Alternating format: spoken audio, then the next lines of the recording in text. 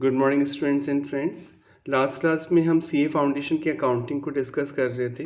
अब तक हमने अकाउंटिंग के दो जो वीडियो हैं वो अपलोड कर दिए हैं। अगर आपने वो वीडियो नहीं देखे हैं तो प्लीज़ उनको देख लें। हम चैप्टर फर्स्ट पढ़ रहे हैं अकाउंटिंग में, जो आपके ICAI का मॉड्यूल है उसका चैप्टर फर्स्ट है ये, यूनिट 1। इसमें आप पढ़ रहे हैं meaning and scope of accounting. तो इसमें लास्ट क्लास में हमने डिस्कस कर लिया था पहला पॉइंट, प्रोसीड्यूरल एस्पेक्ट पढ़ रहे थे अकाउंटिंग की। जनरेटिंग फाइनेंशियल इन्फॉर्मेशन वाला पॉइंट अपना हो गया था कि अकाउंटिंग इन्फॉर्मेशन जनरेट करने के लिए सबसे पहले रिकॉर्ड करना होता है फाइनेंशियल ट्रांजैक्शन को बिजनेस में, फिर क्लासीफाई करना होता है। नहीं एक जैसे ट्रांजैक्शन एक जगह लेके आए जाते हैं, जैसे सेल्स से रिलेटेड ट्रांजैक्शन सेल्स में, परचेज से रिलेटेड ट्रांजैक्शन परचेज में, फिर उसे समराइज करते हैं आप ताकि आप अपना P&L अकाउंट और बैलेंस शीट बना सकें। फिर आप एनालाइज करते हैं, फिर इंटरप्रीट करते हैं, फिर वो रिजल्ट अपने ऑनर को, स्टेक होल्डर्स को आप कम्युनिकेट करते हैं। यहाँ तक आपको समझ में आ गया होगा। अब हम आगे बढ़ते हैं। नेक्स्ट टॉपिक है आपका यूजिंग द फाइनेंशियल इन्फॉर्मेशन की जो फाइनेंशियल इन्फॉर्मेशन जनरेट हुई, जो आपने बैलेंस शीट और P&L अकाउंट अपना बनाया।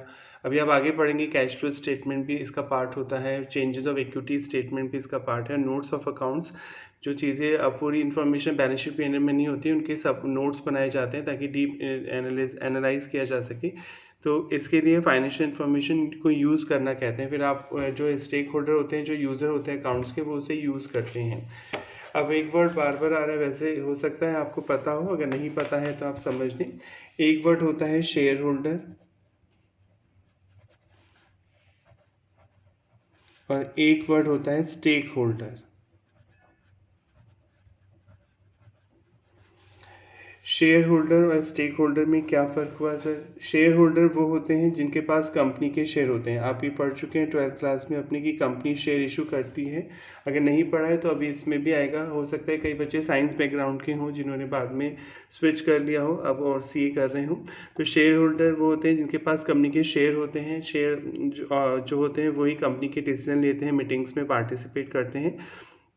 तो शेयर होल्डर तो वो हो गया जो ऑनर होता है, जिसके पास कंपनी के शेयर होते हैं, यानी प्रॉफिट में उसकी हिस्सेदारी होती है, ऑनरशिप में उसका पार्टिसिपेशन होता है, हिस्सेदारी होती है। स्टेक होल्डर एक ऐसा पर्सन होता है जिसका आपकी कंपनी में इंटरेस्ट होता है, जिसका आपकी कंपनी में इंटरेस्ट होता है। इंटरेस्ट मतलब अगर आपकी कंपनी को नुकसान होगा तो उसको भी नुकसान होगा। स्टेक होल्डर वो होता है जिसका कंपनी में इंटरेस्ट होता है। जैसे कोई बैंक है, उसने आपको लोन दे रखा है आपकी कंपनी को या आपके ऑर्गेनाइजेशन को। ऑर्गेनाइजेशन स्टेक होल्डर तो कॉमन वर्ड है। तो लोन दे रखा है उस बैंक ने, कल को अगर आपकी ऑर्गेनाइजेशन डूबती है यानी बैंकरप्ट हो जाती है, दिवालिया हो जाती है, दिवालिया मतलब आपकी लाइबिलिटीज़ बहुत ज़्यादा हो जाती हैं, आपकी एसेट कम है, आप अपनी सारी बिजनेस की एसेट बेचकर भी अपना लोन नहीं चुका पाते, अपनी लाइबिलिटीज़ को पे नहीं कर पाते, तो आपको बैंकरप्ट डिक्लेयर कर देता है कोर्ट। दिवालिया बोला जाता है हिंदी में बैंकरप्ट।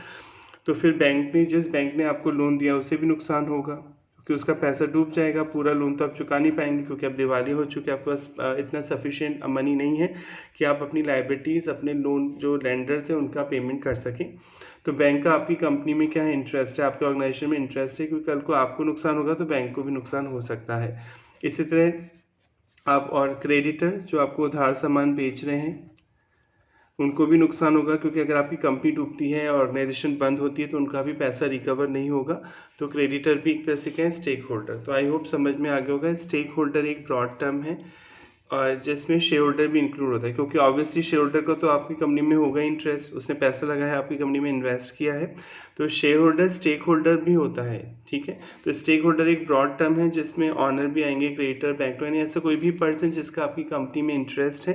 अगर आपकी कंपनी को नुकसान होगा तो उसे भी नुकसान हो सकता है, तो ऐसे पर्सन को आप स्टेक होल्डर बोलते हैं। और शेयर होल्डर वो होता है जिसके पास कंपनी के शेयर होते हैं।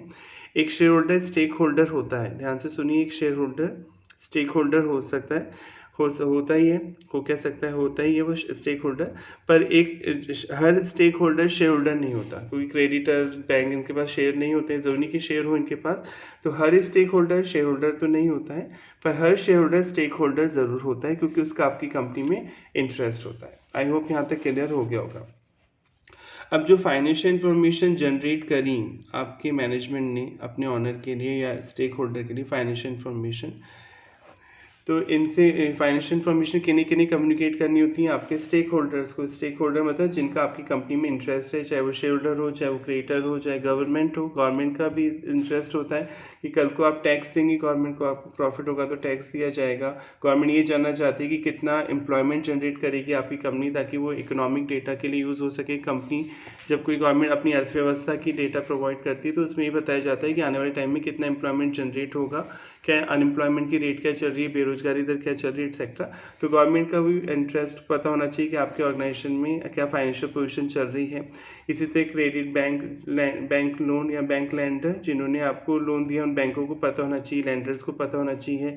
इन्वेस्टर ऑनर जिन्होंने आपकी कंपनी में पैसा लगाया, उन सबको पता होना चाहिए कि आपकी फाइनेंशियल पोजीशन क्या चल रही है, आप प्रॉफिट में हैं या लॉस में हैं, आपकी एसेट ज़्यादा हैं या आपकी लायबिलिटीज़ ज़्यादा हैं, एटसेट्रा। तो ये सारी फाइनेंशियल इन्फॉर्मेशन आपको कम्युनिकेट करनी पड़ती है।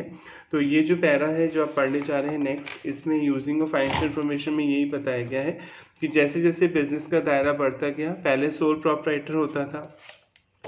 सोल प्रोप्राइटर मतलब पहले सिंगल पर्सन ही बिजनेस करते थे जनरली एक छोटे से एरिया में। बहुत साल पहले की, हज़ारों साल पहले की बात है, बिजनेस तो तब से ही हो रहा है। तो पहले सिंगल पर्सन हुए, फिर पार्टनरशिप आई, उसमें लिमिटेड पर्सन मिलके पार्टनरशिप करके बिजनेस करते थे। फिर एक बड़ा रूप आया कंपनी। जैसे जैसे बिजनेस का दायरा बड़ा होता गया, ग्लोबलाइजेशन होता गया, एक कंट्री से दूसरी कंट्री बिजनेस शिफ्ट होते गए, बढ़ते चले गए, तो कंपनी की रिक्वायरमेंट ज़्यादा महसूस हुई। तो इस पैराग्राफ में यही बताया गया है कि बिजनेस के स्टेक होल्डर्स कौन होते हैं, वो कैसे आपकी इन्फॉर्मेशन को यूज़ करते हैं समझने के लिए, और किस तरह आपकी फाइनेंशियल इन्फॉर्मेशन एक स्टेक होल्डर की हेल्प करती है आपके बिजनेस को एनालाइज करने के लिए। तो हम रीड कर लेते हैं। There are certain user of accounts, जो आपके अकाउंटिंग इन्फॉर्मेशन होती है उसके कुछ ना कुछ यूज़र होते हैं। यूज़र मतलब जो इन्फॉर्मेशन को यूज़ करते हैं। Earlier it was viewed that accounting is meant for the proprietor और ऑनर ऑफ द बिजनेस। पहले तो यही समझा जाता था हज़ारों साल पहले, कि कई सालों पहले, कि अकाउंटिंग का मतलब केवल ऑनर के और प्रोप्राइटर के लिए है, उसमें बाकी लोगों को उससे कोई मतलब नहीं है। बट चेंजिंग सोशल रिलेशनशिप, जैसे जैसे सामाजिक संबंध बदले, diluted the earlier thinking. Dilute मतलब पुरानी थिंकिंग चेंज हुई, कमी आई उसमें। सिंस अब क्या हो गया, अर्लियर बिजनेसेस वर सिंपल, पहले सिंपल होते थे, आप एक छोटे शहर या कस्बे में काम करते थे, आप अपना बिजनेस बड़े लार्ज लेवल पे स्केल नहीं करते थे। जैसे आप देखते हैं अब डी मार्ट है, रिलायंस है, एयरटेल है, तो पूरे वर्ल्ड में कई जगह स्टोर खोल चुके हैं, तो अब तो बिजनेस बड़ा हो गया। Sorry, probably that view could hold true for those, पर उस टाइम ये व्यू ठीक था कि भाई ऑनर को ही मतलब है अकाउंट से, बाकी लोगों को कोई मतलब नहीं, क्योंकि पहले बिजनेस छोटे होते थे। It is now believe that, पर अभी विश्वास किया जाता है दैट बिसाइड द ऑनर और मैनेजमेंट, कि ऑनर और मैनेजमेंट के अलावा of the business enterprises, user of account include, आपके जो अकाउंटिंग इन्फॉर्मेशन है उसमें कौन कौन इंक्लूड होता है, यानी जो इंटरेस्टेड होते हैं आपके बिजनेस को जानने में। इन्वेस्टर तो हो गए क्योंकि उसने पैसा लगाया है। एम्प्लॉयज़ भी होंगे, आपकी कंपनी अगर अच्छी चल रही है तो एम्प्लॉयज़ को बोनस मिलेगा, टाइम टू टाइम सैलरी मिलेगी। अगर कंपनी अच्छी नहीं चल रही, ऑर्गेनाइजेशन में लॉसेज हो रहे हैं, तो एम्प्लॉयज़ को भी डर रहेगा, कभी भी उनकी जॉब जा सकती है। लेंडर जिन्होंने पैसा दिया है उनका तो इंटरेस्ट होगा ही। सप्लायर, क्रेडिटर जो आपको सप्लाई करें। कस्टमर, डेटर्स जो आपसे ले रहे हैं सामान, क्योंकि उन्हें जो कोई पर्सन अगर आपसे सामान खरीद रहा है अपने बिजनेस के यूज़ के लिए, तो उसको ये पता होना चाहिए कि आपका बिजनेस सही चल रहा है नहीं चल रहा है, क्योंकि अगर आपका बिजनेस नुकसान में जाएगा तो आप टाइम पे सप्लाई नहीं कर पाएंगे रॉ मटेरियल की, अपने कस्टमर को सेल नहीं कर पाएंगे टाइम पे, क्योंकि आप फिनिश गुड बना ही नहीं पाएंगे, पैसे कमी रहेगी, तो उस कस्टमर का बिजनेस रुक सकता है, उसको नुकसान हो सकता है, उसको वो अपनी डिमांड को पूरी नहीं कर पाएगा, क्योंकि पहले रॉ मटेरियल चाहिए, जो गुड्स वो आपसे खरीदेगा वही तो आगे बेचेगा। तो डेटर्स भी स्टेक होल्डर होते हैं। ये सारे स्टेक होल्डर हैं जो आप पढ़ रहे हैं, जिनका आपकी कंपनी में इंटरेस्ट है, ऑर्गेनाइजेशन में इंटरेस्ट है। गवर्नमेंट को तो पता होना ही चाहिए टैक्स वगैरह के लिए और इकोनॉमिक डेटा प्रोवाइड करने के लिए क्या डेवलपमेंट की रेट चल रही है कंट्री में, sorry. And other agency and the public at large, public को भी पता होना चाहिए आपके ऑर्गेनाइजेशन के बारे में, तभी तो पैसा लगाएगी। पब्लिक को अगर पता ही नहीं होगा कि आपकी कंपनी किस सिचुएशन में है तो पैसा इन्वेस्ट नहीं करेगी। For example, if an airlines company borrow money from a bank, अगर कोई एयरलाइंस कंपनी है वो बैंक से लोन ले रही है। Buy oil from oil companies, फिर ऑयल खरीद रही है। Sell ticket to the customer, को टिकट बेच रही है। Has staff to be paid salary, उससे स्टाफ को सैलरी देनी पड़ेगी।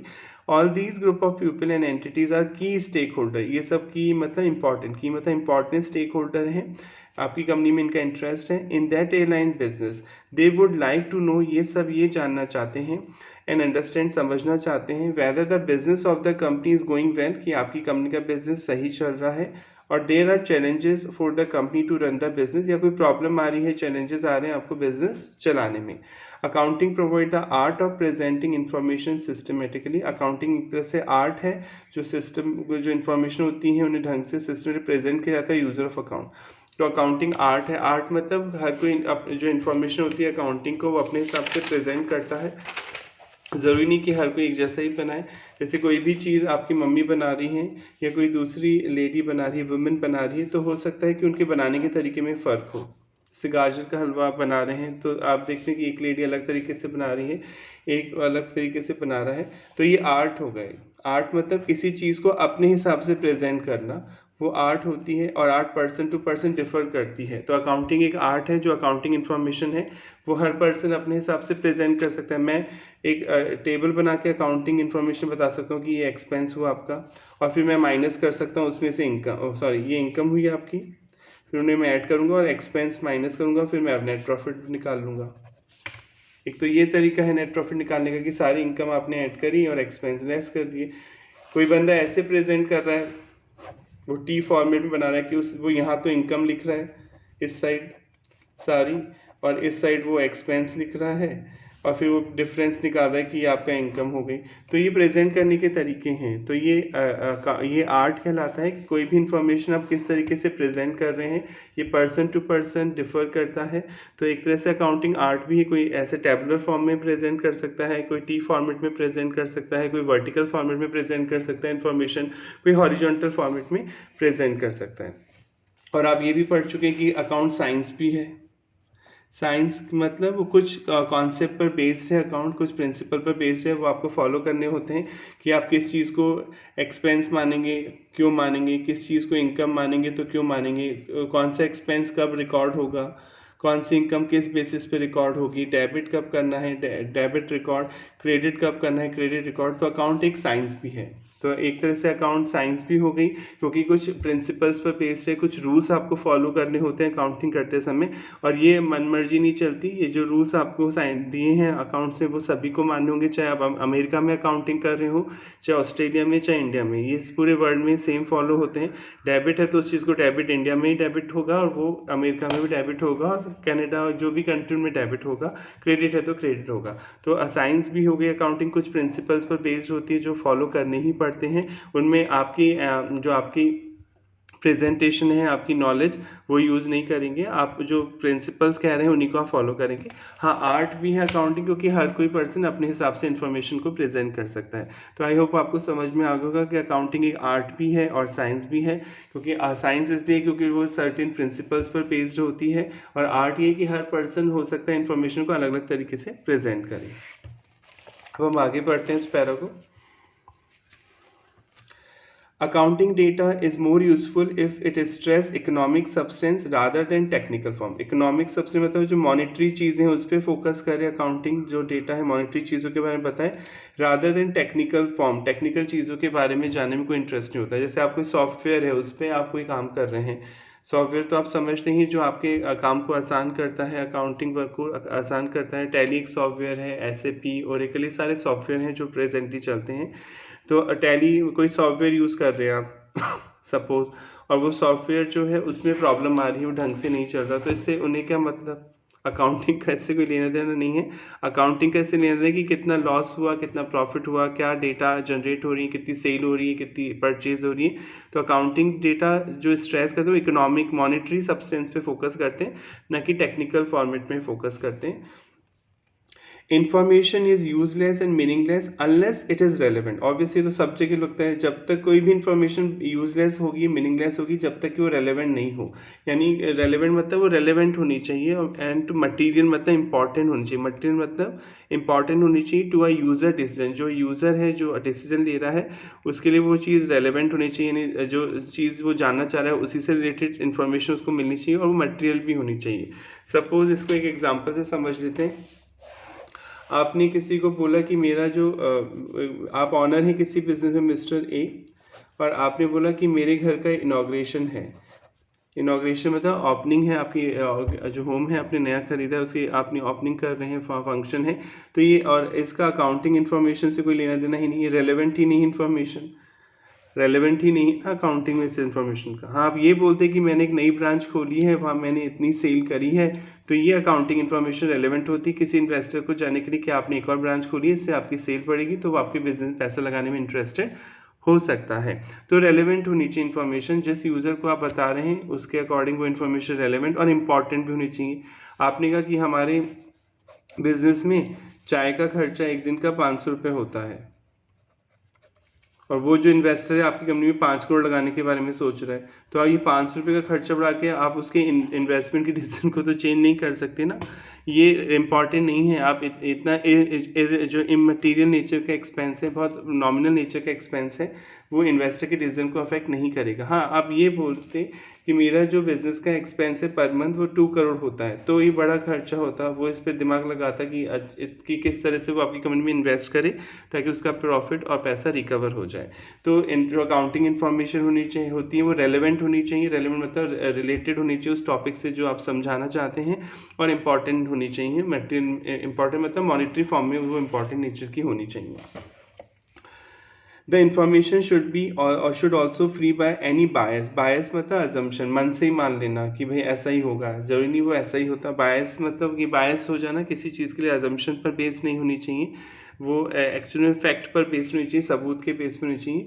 The user should understand not only the financial result, केवल फाइनेंशियल रिजल्ट ही ना समझे, डिपिक्टेड मतलब जो दिखाए जा रहे हैं by the accounting figure, but also should be able to assess its reliability and compare it with the information about alternative opportunities and the past experience। जो information आप दे रहे हैं, अकाउंटिंग डेटा जो आप प्रोवाइड करा रहे हैं, वो फाइनेंशियल रिजल्ट में तो सबको इंटरेस्ट होता है कि प्रॉफिट हुआ है लॉस हुआ, फाइनेंशियल रिजल्ट का मतलब यहाँ पे प्रॉफिट और लॉस है।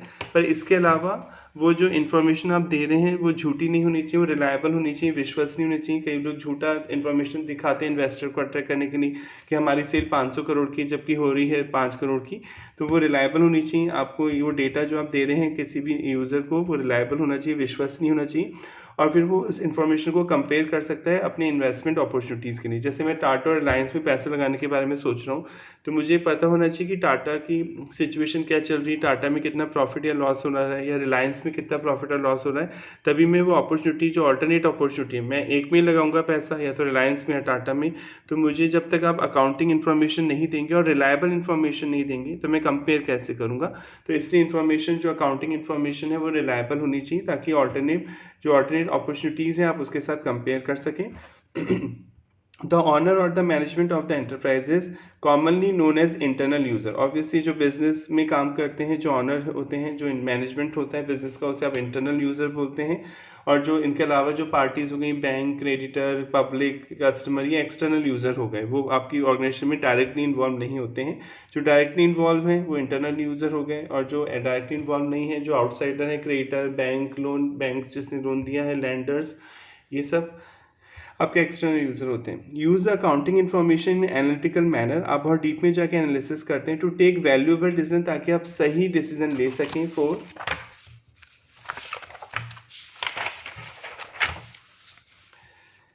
For the business. So the information serve, तो जो सूचनाएं आई हैं उनसे फ़ायदा मिल सके, to them is presented in a manner in different to the information presented to external user. Obviously internal user के लिए जो इन्फॉर्मेशन प्रेजेंट की जाती हैं और एक्सटर्नल यूज़र के लिए जो इन्फॉर्मेशन प्रेजेंट की जाती है उनमें डिफरेंस होता है, क्योंकि कई चीज़ें कॉन्फिडेंशियल होती हैं, वो आप पब्लिक को एट लार्ज नहीं बता सकते हैं। तो कुछ इन्फॉर्मेशन कॉन्फिडेंशियल मतलब गोपनीय, उन्हें छुपा के रखा जाता है पब्लिक एट लार्ज से। तो वो इन्फॉर्मेशन मैनेजमेंट को दिखाने के लिए अलग तरीके से प्रेजेंट होती है, ऑनर और मैनेजमेंट में जो इंटरनल यूज़र हैं, और एक्स्ट्रा इन्फॉर्मेशन अलग हो सकती हैं, क्योंकि कुछ चीज़ें कॉन्फिडेंशियल होती हैं, वो होने के बाद ही आप पब्लिक एट लार्ज को इन्फॉर्म कर सकते हैं।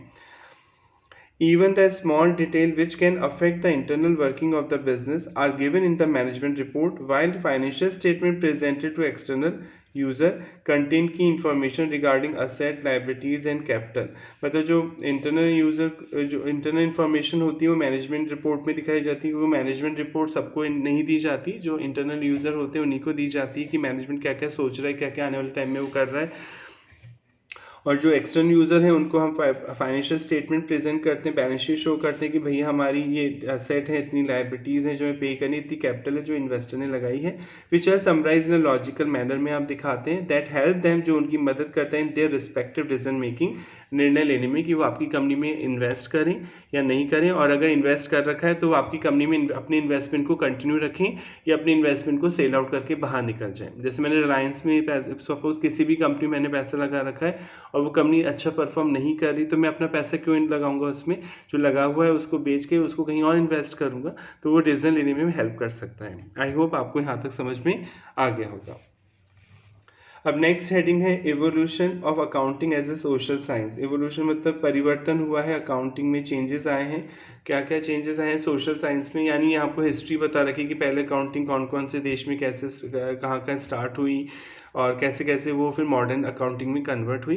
तो ये पैरा फटाफट रीड करेंगे, इसमें कोई खास समझने का नहीं है, बस इसमें पुरानी हिस्ट्री बता रखी है। पर हम पता ही है कि इंडिया में तो बहुत टाइम से पहले कौटिल्य जो चाणक्य अर्थशास्त्र हैं, उन्होंने बहुत टाइम पहले अकाउंटिंग हम रिकॉर्ड करते रहे हैं। Accounting find its root as early as around 4000 BC before Christ, and 4000 BC से पहले अकाउंटिंग चली आ रही है। फिर Egyptian use some form of accounting for their treasuries, जहाँ इजिप्टियन जो है, जो मिस्र के लोग थे इजिप्टियन, वो यूज़ करते थे ट्रेजरी अपने खजाने को मैनेज करने के लिए। द इंचार्ज ऑफ ट्रेजरी, जो हेड होता था ट्रेजरी, जो खजाना लेके आया जाता था, जो युद्ध में जीता जाता था, जनरली उस टाइम वॉर होते थे, तो आप जब जीत जाते थे तो उस देश में, उस शहर का सारा जो खजाना होता था, जो भी क्वाइंस, गोल्ड और डायमंड, वट एवर जो भी वैल्यूएबल चीज़ें होती थी, वो ट्रेजरी में काउंट की जाती थी। Had to send day wise report to the supervisor known as वजीर, वो डे वाइज रिपोर्ट भेजते थे कि आज हमें इतना ट्रेजरी मिला है, अपने वजीर को, मंत्री को। And monthly report were send to king, और फिर राजा को मंथली रिपोर्ट दी जाती थी कि इस महीने हमें इतनी जो वैल्यूएबल चीज़ें मिली हैं। Babylonia known as city of commerce, Babylonia को सिटी ऑफ कॉमर्स कहा जाता था। Use accounting for business to identify the losses, जहाँ अकाउंटिंग होती थी बिजनेस लॉसेज को कि पता करने कि लॉस कितना हुआ। That took place due to fraud and lack of efficiency, कि कोई फ्रॉड तो नहीं हुआ, कपट तो नहीं हुआ, धोखा तो नहीं हुआ, कोई एफिशिएंसी कमी आ रही है तो उसे देखा जाता था। Greece use accounting to divide the revenue receive among treasury, जो खजाना लूटा जाता था वो बढ़ता था कई लोगों में, तो उसके लिए अकाउंटिंग की जाती थी। मेंटेनिंग रिसिप्ट कितना आया, पेमेंट कितना हुआ, बैलेंस क्या बचा, government financial transaction. Roman use memorandum, memorandum मतलब एक याददाश्त के तौर पे आप कहीं रिकॉर्ड कर रहे हैं कोई चीज़, मेमोरेंडम। और डे बुक रखते थे, वेयर डे बुक मतलब जिसमें डे टू डे के ट्रांजेक्शन हो। वेयर इन रिसिप्ट, जहाँ पे आप रिकॉर्ड करते थे कितना पैसा आया। पेमेंट व रिकॉर्डेड 700 BC और 400 AD के बीच की बात है ये। तो इसमें आगे बढ़ते हैं। China use sophisticated form of government accounting, China ने गवर्नमेंट अकाउंटिंग शुरू करी थी, सरकार खुद अकाउंटिंग कर रही थी। एज अर्ली एज 2000 BC से स्टार्ट है। Accounting practice in India could be traced back to a period where Kautilya आप जानते हैं चाणक्य की बात हो रही है। अब मिनिस्टर इन चंद्रगुप्त के मिनिस्टर थे, वो मंत्री थे। किंगडम रोड अ बुक, वहाँ एक बुक लिखी गई थी उस टाइम जिसे अर्थशास्त्र आप बोलते हैं, which also describe how accounting record had to main. इसमें ये भी बताया गया कि अकाउंटिंग रिकॉर्ड कैसे मेंटेन करने हैं। लुकास पैसियोली इंपॉर्टेंट है, आपने 11th क्लास में पढ़ा था कि लुकास पैसियोली एक पहला पर्सन था जिसने इटली में अकाउंटिंग जनरेट की थी, डबल एंट्री सिस्टम को जनरेट किया था मॉडर्न, और उसी से मॉडर्न अकाउंटिंग स्टार्ट हुई थी आपकी जो आप पढ़ रहे हैं। लुकास पैसियोली जो एक फ्रांसीसी पर्सन था, फ्रायर मर्चेंट था, classes merchant class. Book summa de arithmetica geometric proportionately review of arithmetic and geometric proportion Venice, ये उसकी बुक का नाम है, ऑब्वियसली इटली की लैंग्वेज में है। इन वेनिस में जनरेट हुआ, 1494 में उसने बुक लिखी। Is consider as the first book on double entry bookkeeping, इस बुक को first double entry book system के लिए पहली बुक माना जाता है। A portion of this book content knowledge of business, इस बुक में एक तो बिजनेस की नॉलेज दे रखी है, बिजनेस कैसे रन होना चाहिए, क्या नहीं होना चाहिए, एक्सेट्रा। एंड बुक कीपिंग की कैसे अकाउंट मैनेज होने चाहिए। ही यूज द टर्म डेबिट, उसने ही डेबिट टर्म यूज करी, DR मतलब debit record, and CR credit record this book. Debit मतलब असेट एक तरह से, क्रेडिट मतलब लाइबिलिटी। पर हम अभी पढ़ेंगे कि हम इंडियन लोग बहुत पहले से अकाउंटिंग करते आ रहे हैं, हम हिंदी में डेबिट को नाम बोलते हैं और क्रेडिट को जमा। तो इंडियन अकाउंटिंग तो बहुत पुरानी है, 1494 से कई हज़ारों साल पुरानी है। पर ये मॉडर्न अकाउंटिंग की बात करें इंग्लिश में, इसलिए लुकास पैसियोली को यहाँ पर अपन ने श्रेय दिया है, ऑनर दिया है। These were the concept used in Italian terminology. Italian terminology में यूज़ किए गए थे सबसे पहले debit credit. Debit comes from the Italian debito से आया है, which come from the Latin debita and debo, which means ओव टू द प्रोपराइटर, जो ऑनर को देनी है चीज़ें जो ऑनर के लिए एसेट है एक तरह से, और मतलब ऑनर को जो देनी है चीज़ें जो ऑनर के लिए एसेट है वो डेबिट हो गई। Credit comes from Italian credito, which comes from Latin credo, which mean trust or belief in the proprietor or owned by proprietor। मतलब belief में एक तरह से liability की बात कर रहा है कि liability जो है वो credit हो जाएंगी।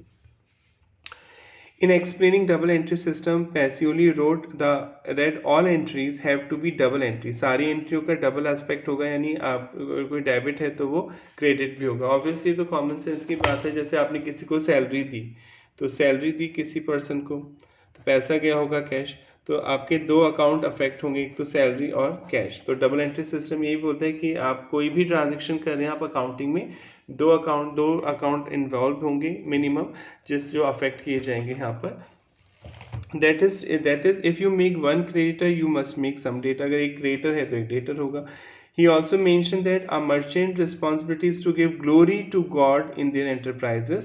अगर कोई बिजनेसमैन है तो उसकी जिम्मेदारी है कि वो जो काम है भगवान का उसको ग्लोरी दे, सम्मान करे। To be ethical in all business, ईमानदार रहे सारे बिजनेस एक्टिविटीज़ में। And to earn a profit, और प्रॉफिट कमाने की कोशिश करे। He discuss the detail of memorandum याददाश्त की तौर पर जो चीज़ें रखी जाती हैं उसने बताया। जर्नल की बात की उसने, लेजर की बात की, एंड स्पेशली अकाउंटिंग प्रोसेस कैसा होना चाहिए वो उसने बताया। तो ये हिस्ट्री हो गई इसकी। हम फटाफट रीड कर रहे हैं इसमें क्योंकि ज़्यादा हार्ड नहीं है इसे समझ में। इन इट्स ओल्डेस्ट फॉर्म, पुरानी बात करें, अकाउंटिंग एडेड द स्टूवर्ड मतलब सुपरवाइज करना, किसी चीज़ को निगरानी रखना। To discharge the stewardship function, accounting में होता था कि कोई बंदा निगरानी रख रहा है कि पैसा कितना आ रहा है, पैसा कितना जा रहा है।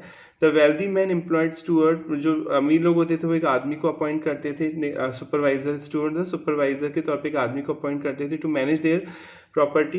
The stewards in turn rendered an account periodically of their stewardship, और वो अकाउंट बनाता था जो बंदा अपनी सुपरवाइजर ड्यूटी को निभाने के लिए। This stewardship accounting was the root of financial accounting system, एक तरह से जड़ थी अकाउंटिंग सिस्टम की।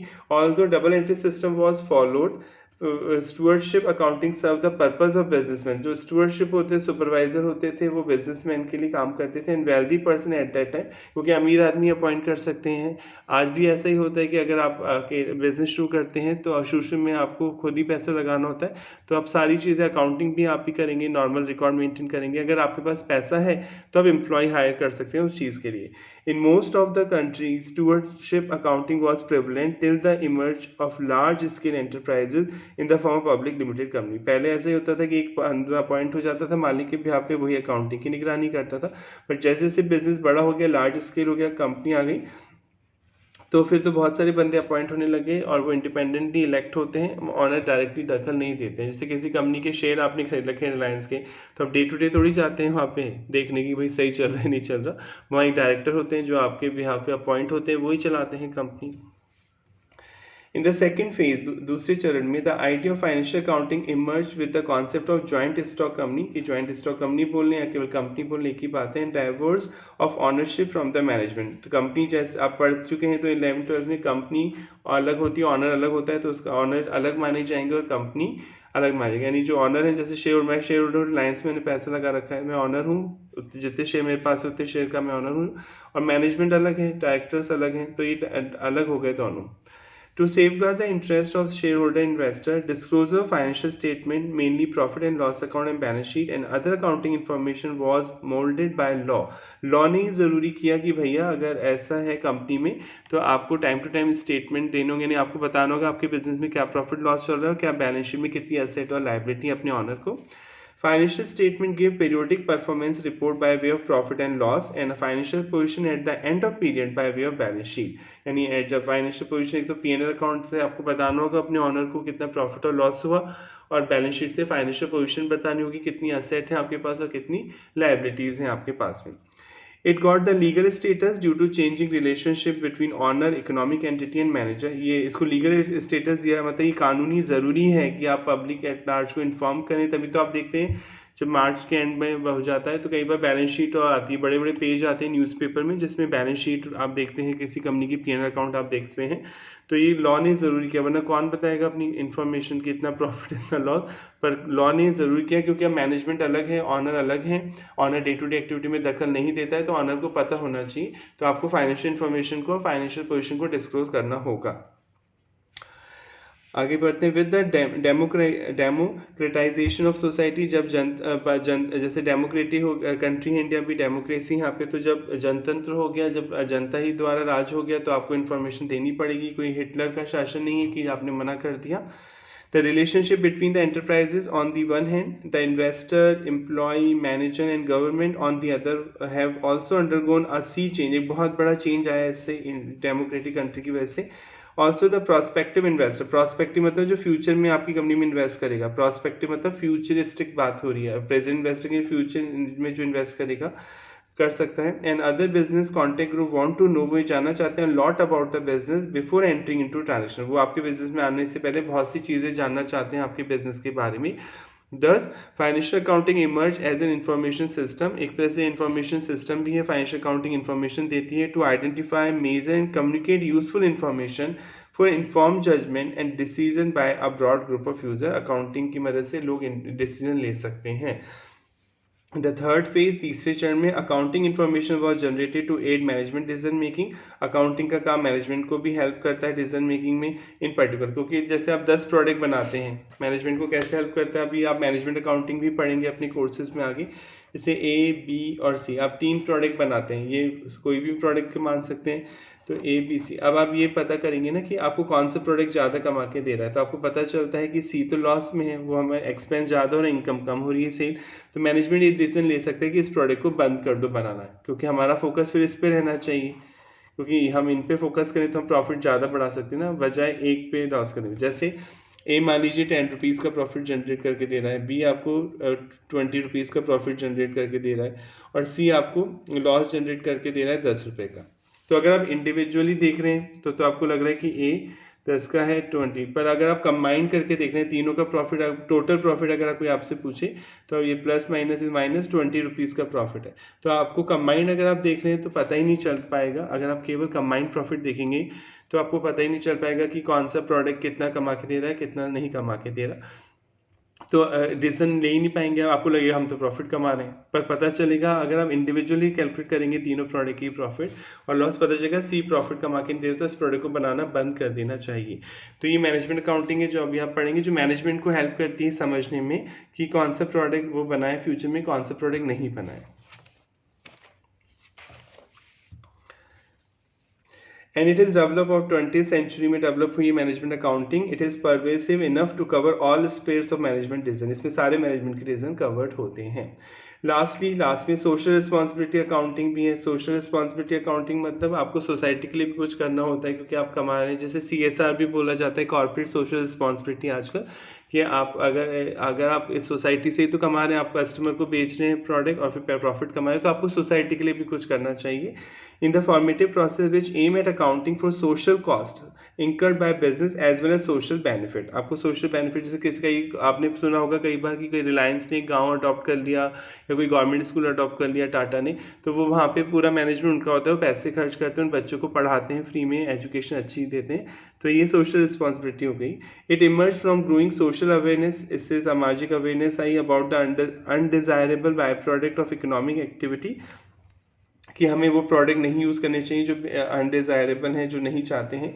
While earning profit and enterprises इनकर न्यूमरस सोशल कॉस्ट, अगर आप प्रॉफिट ही कमाने में लगेंगे, प्रॉफिट आपका कमाना मेन मोटिव होगा, तो आप बहुत सारी सोशल कॉस्ट को इंकर्ट करेंगे, मतलब सोशल नुकसान भी होते हैं, जैसे पोल्यूशन हो जाता है, प्रदूषण बढ़ता है फैक्ट्री लगाने से। Using the resource of society, आप सोसाइटी के रिसोर्स यूज़ कर रहे हैं, लाइक मटेरियल यूज़ करेंगे, ज़मीन, labour sector, to compensate for this social cost. तो जो आप सोशल कॉस्ट यूज़ कर रहे हैं, जो आप नुकसान पहुँचा रहे हैं, in today's world enterprise expected to generate some social benefit, तो आपको कुछ सोशल बेनिफिट भी देने होंगे, जैसे आप एम्प्लॉयमेंट देते हैं, अपॉर्चुनिटी जनरेट करेंगे ताकि लोगों को रोजगार मिले, रिक्रिएशन एक्टिविटी जनरेट करेंगे जिससे आसपास की एक्टिविटीज़ हों, more choice of to customer at reasonable price, आप एक प्रोडक्ट डिफरेंट प्रोडक्ट बनाएंगे सेम सेगमेंट में, जिससे कस्टमर को फ़ायदा हो, प्राइस कम देंगे। बेटर क्वालिटी रखेंगे product etcetera. Therefore it is demanded that accounting system should produce a report measuring the social cost incurred social benefit generate. आपको एक रिपोर्ट बतानी होगी अपने शेयरहोल्डर को, आजकल बताई भी जाती है कि हमने ये सोशल कॉस्ट इनकर्ड करी, मतलब हम इतना रिसोर्सेज यूज कर रहे हैं नेचर के, और हम इतना भलाई का काम भी कर रहे हैं। Social science study man as a member of society, तो पता ही मनुष्य सामाजिक प्राणी है। They concern about social progress, उन्हें पता होना चाहिए कि समाज का कितना प्रोग्रेस हो रही है, कितना कल्याण हो रहा है, and the result and consequences of social relationship, इसके क्या परिणाम हो रहे हैं, क्या रिलेशन सामाजिक बन रहे हैं।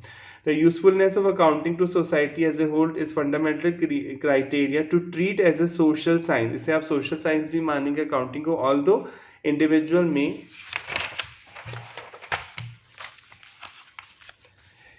में benefit from the availability of accounting information. Individual तो बेनिफिट होगा, उसे अकाउंटिंग इन्फॉर्मेशन पता चलेगी तो वो उसे पता लग जाएगा कि आपके बिजनेस सही चल रहा है नहीं चल रहा। The accounting system generate information for social good, पर आपको सोशल गुड के लिए भी इन्फॉर्मेशन बतानी होगी कि आपने किस सोसाइटी के लिए क्या किया, उस समाज के लिए क्या किया जिससे आप कमा रहे हैं। इट्स अ सोशल पर्पज, इससे आपका सोशल पर्पज साबित होगा।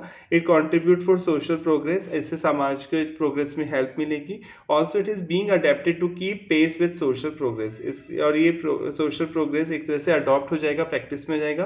सो accounting is treated as a social science. तो अब अकाउंटिंग को सोशल साइंस भी बोल सकते हैं, क्योंकि जो सोशल कॉस्ट हम इनकर्ड कर रहे हैं, जो मटेरियल्स नेचर के हम यूज कर रहे हैं, जो लोगों को हम यूज कर रहे हैं, जमीन को जो हम यूज कर रहे हैं, उसके बदले हम समाज को लौटा क्या रहे हैं, आप क्या क्या कर रहे हैं सामाजिक कल्याण के लिए, वो भी अकाउंटिंग में आपको बताना होगा। तो एक तरह से अकाउंटिंग एक सोशल साइंस है।